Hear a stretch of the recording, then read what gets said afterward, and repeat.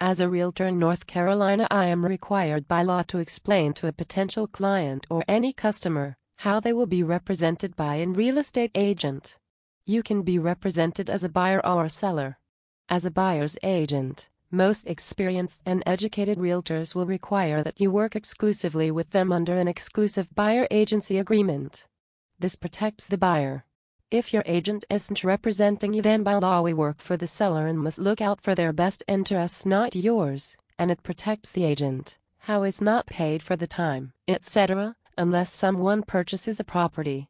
As an agent and a buyer, I will work under this agreement. Why should I be loyal to you if you aren't loyal to me? I see. So can you tell me how the exclusive buyer agency agreement protects me? If we signed a non-exclusive buyer agency agreement, then are you allowed to screw me and not look out for my best interests? Well, no, that's not it. If we have a buyer's agency agreement, then I have to represent you.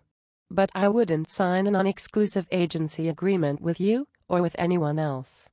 Okay, so say I signed this exclusive agency agreement with you. Does that mean I have to buy a property? No, of course not. The decision to purchase is yours and yours alone. I see. So I don't understand how this protects you.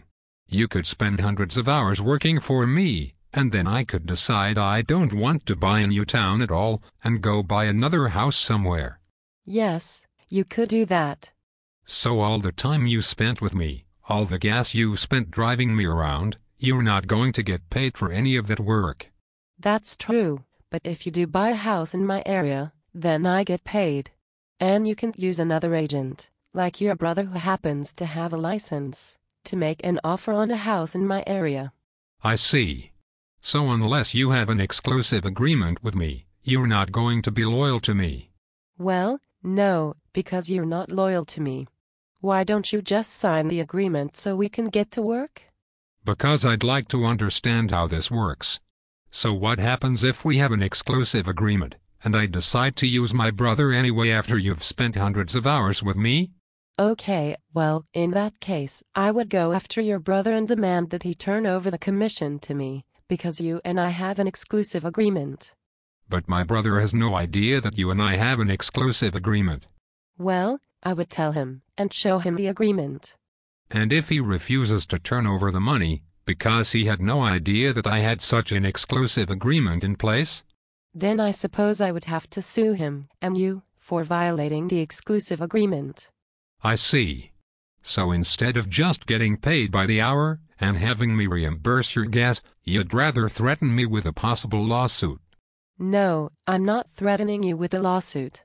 You asked what would happen if you violated our agreement, so I'm just telling you how it works.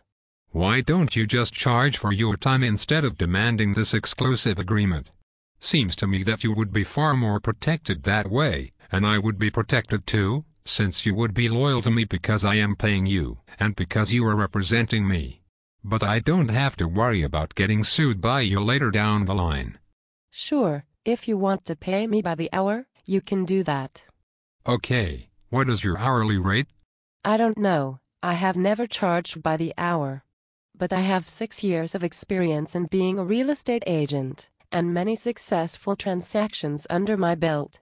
So let's say it will be $200 per hour. $200 per hour. What would I have to pay if I just wanted you to drive me around and show me houses? Well, I wouldn't do that. I am a professional. Yes, I understand that. Is there a not-so-professional real estate agent you know who would take less than $200 per hour to drive me around and show me houses? Maybe I will just use you afterwards then, instead of my brother, who is a moron. I don't know, sir. Everybody I know just works on an exclusive buyer agency basis. No one charges by the hour. I don't understand why you are making this so difficult, however. Since I'm a good agent and all you need to do is sign the exclusive agreement, and then I would work for you for free until you buy a house.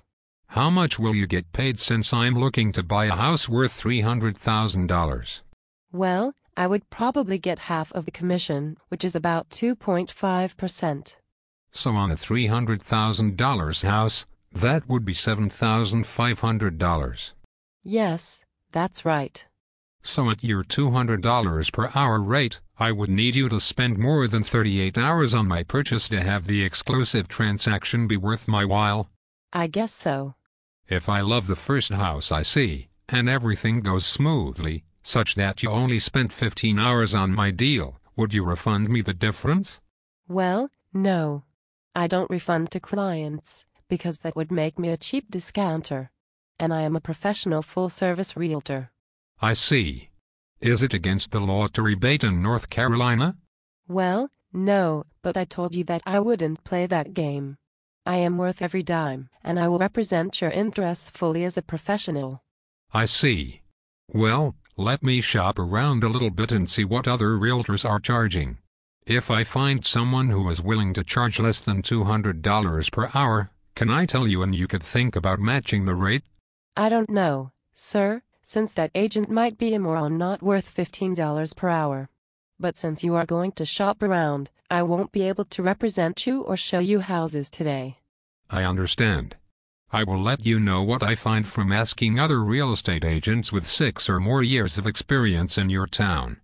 Sure, you go ahead and do that then. Thank you for your time.